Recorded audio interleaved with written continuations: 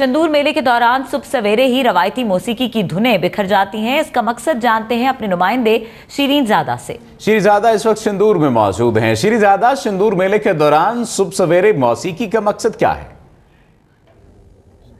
जी, सिंदूर मेले के रंगारंग तकरीबात तो जारी है। सुबह सुबह है, अगर आप मेरे पीछे देखें तो टेंटों का एक विलेज, एक बस्ती कायम है।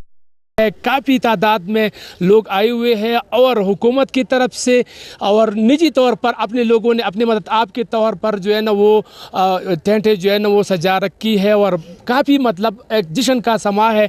अभी यहाँ पर एक हमारे साथ कुछ लोग मौजूद हैं, इनसे जानते हैं। चतराल लेवी से इनका ताल्लुक़ है और ये यहाँ पर डोल इनका जो रिवायती मतलब मौसीकी है वो बजाते हैं। तो प्लीज़ आप ये थोड़ा सा गुनगुनाएं ताकि नाज़रीन भी सुन लें।